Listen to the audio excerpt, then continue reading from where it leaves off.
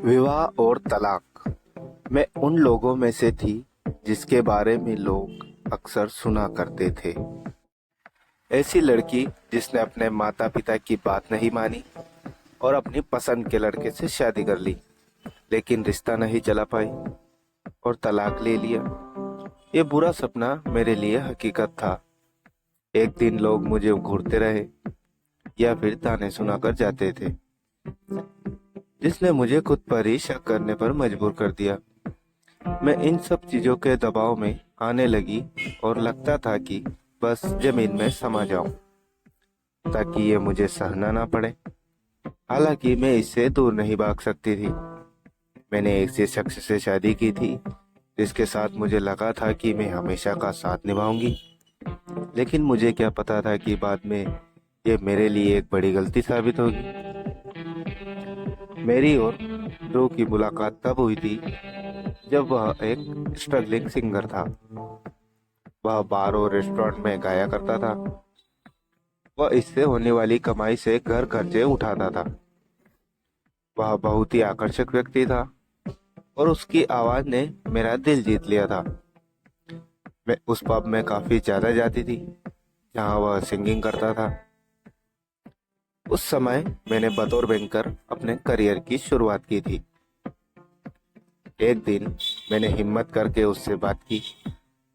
हम दोनों घंटों तक लगातार बातें करते रहे और तभी रुके जब गार्ड ने हमें बताया कि पब बंद करने का समय हो गया है। कुछ महीनों बाद हमें एक दूसरे से प्यार हो गया। हम डेट पर जाने लगे और मैं उसके म्यूजिकल शोज के लिए मदद करने लगी। वह मेरा बहुत ख्याल रखता था और अच्छे से पेश आता था। ड्रो मुझे अच्छे से समझाता था और मैं जब उसके साथ होती थी तो बहुत खुशी महसूस करती थी। एक साल बाद हम दोनों ने शादी करने का फैसला लिया। ये सबसे अच्छा निर्णय हो सकता था क्योंकि मैं उसके प्यार में पागल थी। मैं उसके माता पिता से भी मिली थी और वे बहुत ही अच्छे लोग थे। हालांकि मेरे पेरेंट्स को ये रिश्ता कुछ खास पसंद नहीं था। उनका कहना था कि लड़के के पास कोई असली काम नहीं है और वह अभी भी संघर्ष ही कर रहा है, जिस वजह से हमारा भविष्य सुरक्षित नहीं बन सकेगा। लेकिन मैं एक मजबूत और आत्मनिर्भर महिला थी। मैंने इन सब बातों पर ध्यान न देकर फैसला किया कि मैं ध्रुव से ही शादी करूंगी। शादी के पहले कुछ साल काफी खुशी से बीते। वह मुझे काफी सपोर्ट करता था और उसके साथ रहते हुए मुझे सशक्त महसूस होता था। भले ही वह घर के लिए बचत करने में ज्यादा पैसे नहीं दे पाता था, लेकिन वह इस कमी को पूरा करने के लिए मेरी गैर मौजूदगी में घर के सारे काम संभालता था। हालांकि कई महीने और साल बीत जाने के बाद भी ध्रुव अपने लिए कोई फिक्स जॉब ढूंढने में सफल नहीं हो सका और भविष्य को लेकर उसकी कोई मजबूत योजना नहीं थी। शादी के 2-3 साल बीत जाने के बाद वह अपने खर्चों को लेकर मेरे ऊपर काफी ज्यादा निर्भर होने लगा। घर का पूरा खर्चा और जिम्मेदारी अकेले उठाना मुझे थका रहा था। इसके बावजूद हम ठीक ठाक जिंदगी जी रहे थे। हालांकि बाद में ध्रुव ने बेमतलब की मांगे और खर्चे करना शुरू कर दिए, जिससे हमारे बीच में झगड़े होने लगे।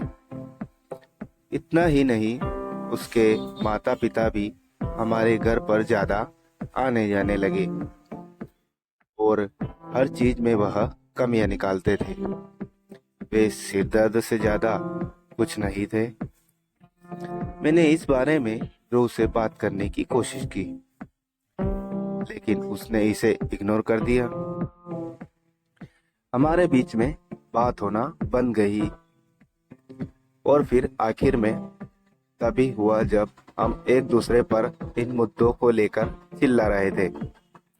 मेरी खुशियों से भरी शादीशुदा जिंदगी एक जंग का मैदान बन चुकी थी। हमारे बीच में रोज झगड़े होने लगे। मैं उसका अटेंशन पाना चाहती थी और उम्मीद करती थी कि वह एक जिम्मेदार जीवन साथी बने। मेरे सभी कोशिशें बेकार रही और हमारे बीच में पूरी तरह से बात होना बंद हो गई। ये काफी परेशान कर देने वाला था। मैं किसी ऐसे शख्स के साथ नहीं रह सकती थी जो इतनी मुश्किलों की जड़ बन रहा था। मैं उससे जितना प्यार करती थी उतना ही प्यार मुझे खुद से था और मैं अपनी भी इज्जत करती थी। मुझे इस रिश्ते से 1 साल में ही इतना दुख मिला कि आखिरकार मैंने अलग होने का फैसला ले लिया। मुझे तब और पीड़ा महसूस हुई जब मैंने देखा कि ध्रुव तलाक से हमारे रिश्ते को बचाने की इच्छा तक नहीं दिखा रहा है। वह इसके लिए राजी हो गया। इस पूरी स्थिति के दौरान भी हमारे बीच कोई बात नहीं हुई। मैंने फिर भी कोशिश की, लेकिन उसकी ओर से कभी मुझे जवाब नहीं मिला। महीनों बाद तलाक की कानूनी कार्रवाई पूरी हुई और हम अपने अपने रास्ते निकल पड़े। मैंने कभी सोचा भी नहीं था कि मैं एक ऐसी शख्स बन जाऊंगी जो अपने पेरेंट्स की बात न मानकर इच्छा से शादी करे और फिर उसका ये नतीजा निकले। साल 2016 में हमारा तलाक हुआ था। मैंने अपनी नौकरी करना जारी रखा, लेकिन मेरे पूरे शादीशुदा जीवन ने मुझे भावनात्मक रूप से पूरी तरह से थका दिया था। मुझे अभी भी ध्रुव की बहुत याद आती है। आखिर में भले ही मैंने खुद को चुनने का फैसला किया, पर यह भी सच है कि मुझे उससे बहुत प्यार था। मैं उसके व्यक्तित्व और आवाज की ओर आकर्षित हुई थी। इसे भूल पाना आसान नहीं। मैं इस तरह महसूस करने पर खुद से नफरत भी करती हूँ, लेकिन जब भी हमारी शादी के खुशी के पल मेरी नजरों के सामने आते हैं तो उसके लिए मैं तड़प उठती हूँ। कई बार मैं सोचती हूँ कि क्या मैंने तलाक लेकर सही किया। हम दोनों के बीच में किसी तरह का संपर्क नहीं है। मेरे पेरेंट्स मेरी दूसरी शादी के बारे में सोच रहे हैं, पर मैं सोचती हूँ कि क्या मैं फिर से ऐसा प्यार किसी और से कर सकूंगी।